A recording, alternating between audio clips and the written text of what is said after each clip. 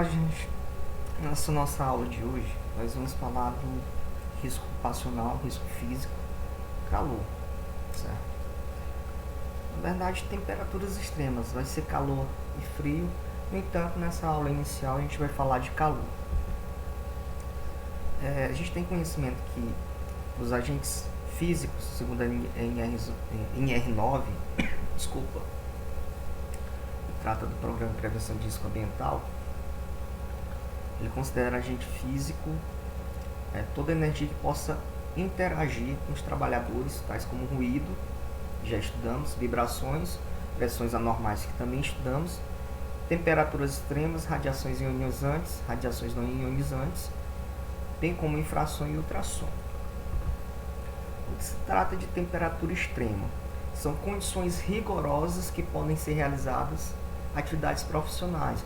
A gente não está falando de situações de puramente desconforto, né, térmico, de questões extremas, como o trabalhador que está trabalhando nas proximidades de uma fornalha, o trabalhador que está executando atividade numa câmara fria, né?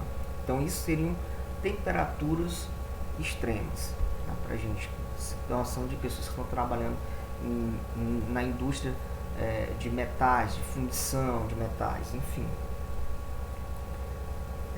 Isso não quer dizer que eu não vou avaliar, por exemplo, a situação do trabalhador lá no meio do canavial, onde ele está executando a atividade, da construção civil. Não, eu vou avaliar, é necessário avaliar essas condições também.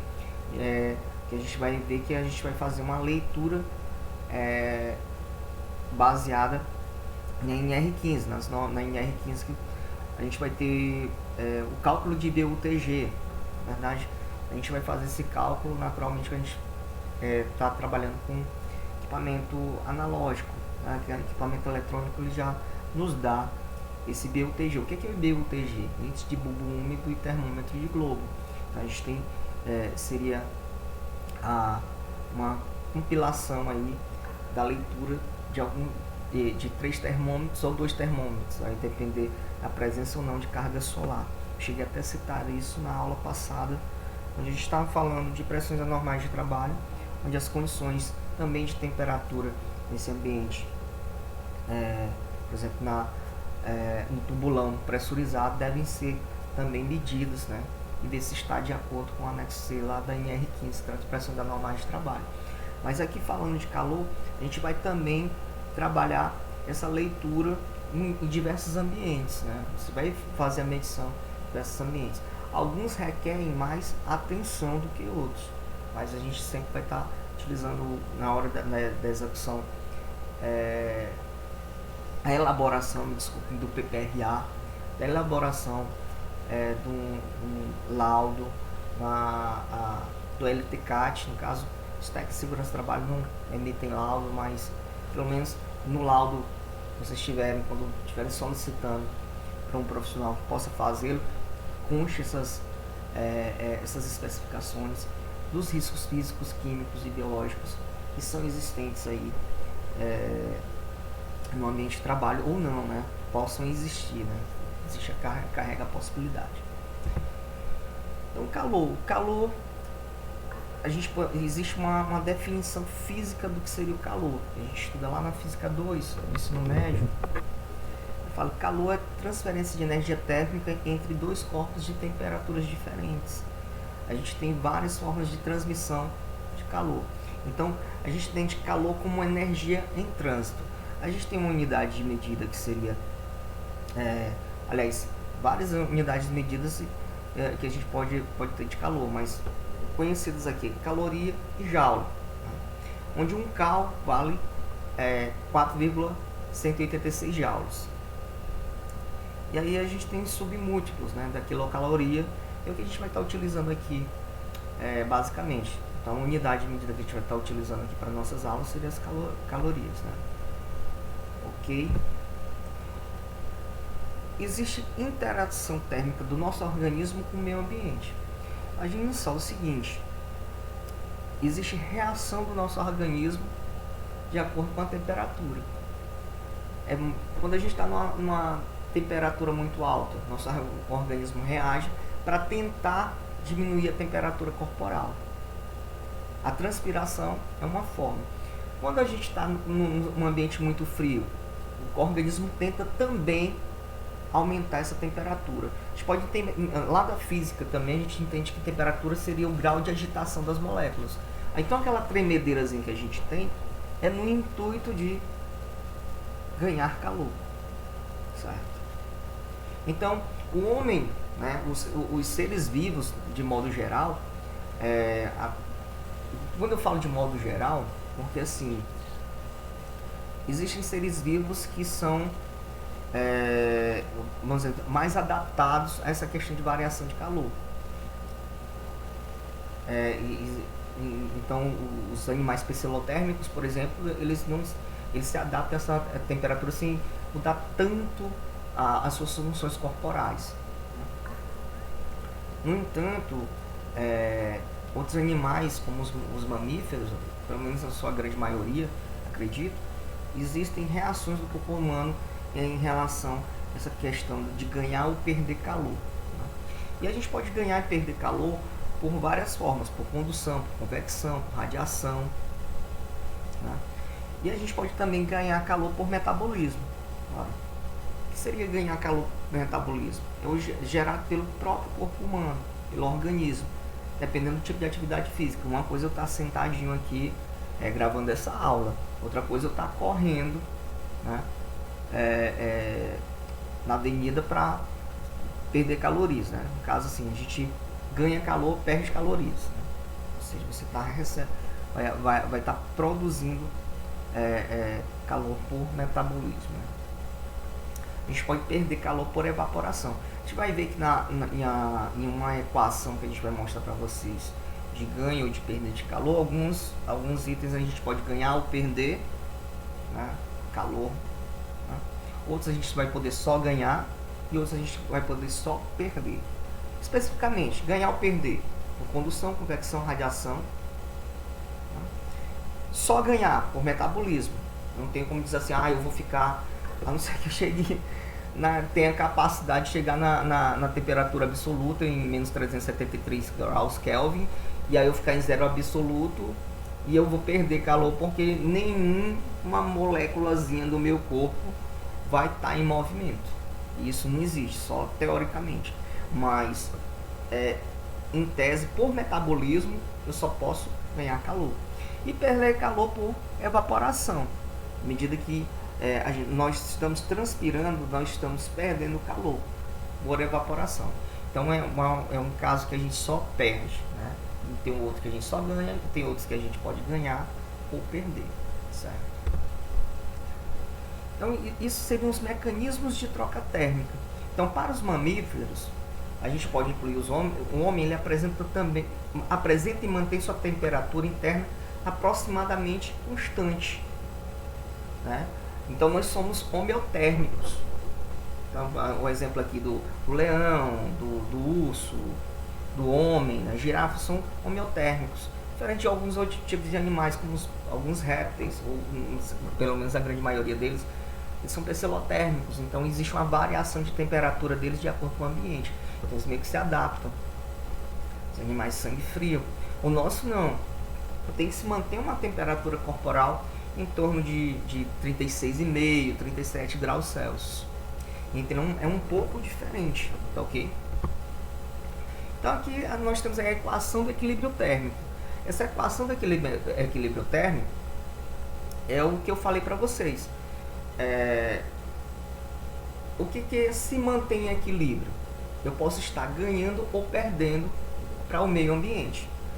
Vocês já observaram, principalmente quando a gente está assistindo futebol, e aí lá nos países europeus, os jogadores eles estão dando entrevista. No dia que um jogo frio, a gente observa que nas extremidades dos jogadores, aqueles que não estão usando luva, a gente percebe sair o quê? Uma fumacinha, da cabeça também. Ali ele está perdendo calor para o meio ambiente. Porque existe uma regra, gente. Um corpo de temperatura maior cede calor por um corpo de temperatura menor. É por isso que a gente diz que calor é energia em trânsito. certo? Então, até que se chegue o equilíbrio térmico. Ou seja, vamos supor aqui, aquilo que a gente estudou na física, lá no ensino médio. Tá? A gente está aqui, tem um corpo com a temperatura de 36 graus. Eu tenho um outro com a temperatura de 38 graus. De 38 graus vai ceder calor de 36 graus até que eles equilibrem as temperaturas, por exemplo, em 37 graus. E aí a gente pode observar que aí a gente chega no equilíbrio térmico. Então a gente vai estar perdendo ou ganhando calor, ou somente ganhando, ou somente perdendo em algumas situações. Por exemplo, aqui esse M é o calor que é produzido pelo metabolismo, né? Sempre considerado como ganho de calor. Por isso a razão do sinal positivo. Né? O C é o calor que é ganho perdido por condução e convecção térmica. São duas coisas diferentes, mas esse C está representando as duas coisas ao mesmo tempo. Né? A gente vai ver assim, porque a condução ela vai se dar no meio sólido, no meio material. A convecção térmica é uma troca de calor no meio fluido. A gente vai estudar isso aqui daqui a pouco. Existe o ganho de calor, esse R significa o ganho de calor por radiação, né? No caso tem um sinal positivo ou negativo, que a gente pode estar perdendo ou ganhando, porque o corpo humano pode irradiar calor. Nós temos uma temperatura, se a gente colocar uma câmera térmica aqui na direção de algumas pessoas, a gente vai verificar que essa câmera térmica vai indicar calor sendo emitido pelo corpo humano.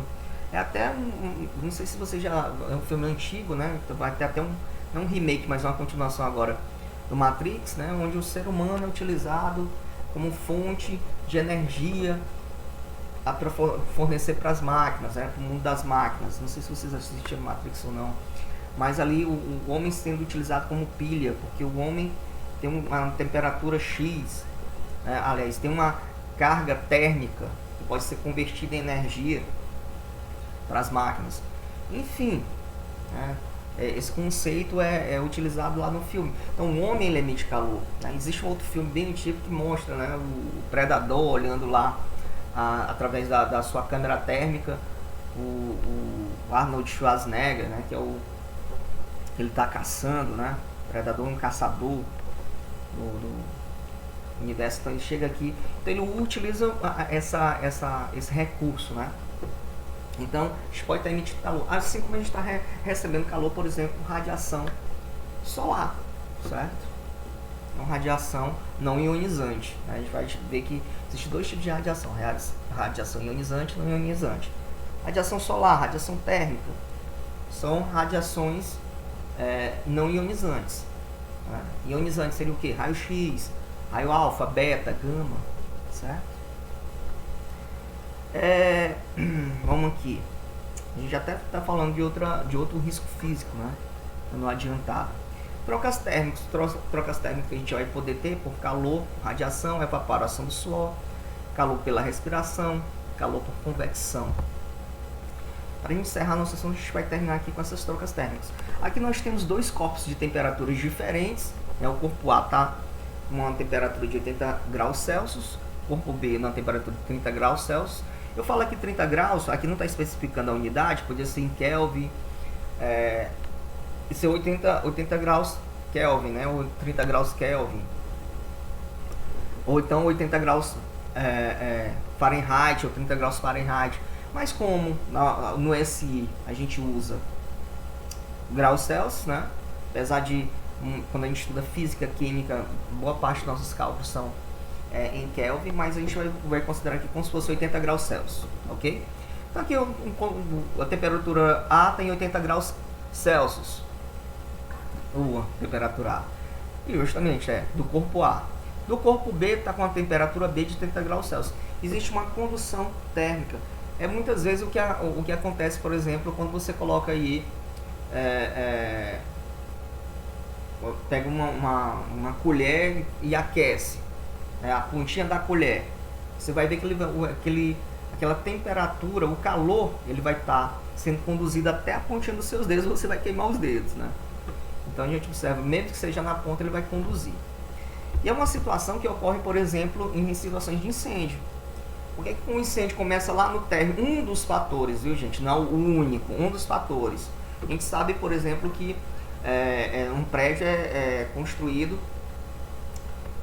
numa estrutura de concreto armado, ou seja, tem uma armadura de aço.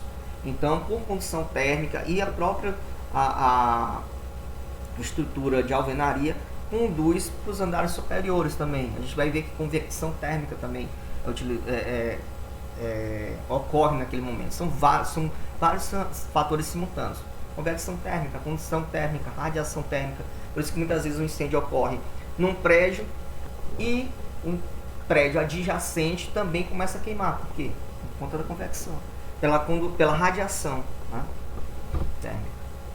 A gente vê aqui convecção térmica é essa movimentação dos fluidos. Quando eu falo fluido, não é tudo que pode fluir. A água pode fluir? Pode.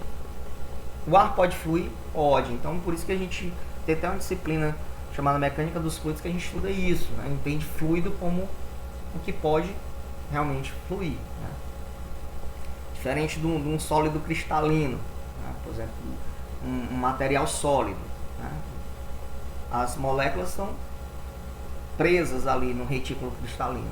O fluido não, as moléculas estão deslizando umas sobre as outras. No caso dos gases, vapores e no caso o fluido líquido, né, uma molécula desliza sobre a outra. As gases e vapores não, elas ficam mais livres, né? Enfim, sem entrar muito nesses conceitos de fisicoquímica, vamos entender que por que o ar-condicionado é colocado em cima e não embaixo? Pelo menos a grande maioria. A gente está vendo que esse ar-condicionado aqui está sendo colocado embaixo, né? Mas o certo seria colocar em cima, porque o ar frio, ele é o que? Mais denso. Ou seja, o que é ser mais denso? Densidade é massa sobre volume. Então, ele sendo mais denso, né, ele tende ao quê? A cair. Ele é mais, entre aspas, pesado, né? Então, ele vai cair. O ar que seja quente, ele é menos denso, ou seja, menos pesado. Então, ele vai subir. Então, eu vou ter uma troca de calor aí. Chega o ar frio na parte de baixo, né, descendo, resfriando o ambiente, e o ar quente sobe. É por isso que vocês veem os balões. Os balões, por exemplo, eles aquecem o ar para que aquele ar dentro do balão fique menos pesado que o ar ambiente e o balão poder subir. Certo? Pesado entre aspas. Então, existe uma corrente, uma fluidez nisso. Existe a radiação térmica, e a gente vê que a radiação, as ondas de calor que vêm do Sol são uma onda eletromagnética que percorre o espaço. Ondas eletromagnéticas não precisam no meio material para se propagar, é diferente da onda sonora, que a gente precisa do meio material para se propagar, e chega até a Terra, né? Então a radiação solar também é uma forma de troca térmica. Assim como se nós estivermos aqui no ambiente frio, a gente está trocando calor para o meio ambiente até que se equilibre também. Existe a troca por evaporação, que resulta na diminuição da temperatura corporal devido à mudança de fase de líquido para vapor do suor produzido. Então, essa é uma característica dos animais homeotérmicos, né? Depende desse tipo de mecanismo, onde nós podemos perder ou ganhar calor para o meio ambiente. E isso, quando nós estamos ganhando calor, a gente transpira no sentido de tentar reduzir a temperatura corporal, certo? Vou terminar aqui a aula de hoje com esses conceitos para a gente poder passar para a próxima aula entendendo outros conceitos específicos, ok? Então até a próxima, gente.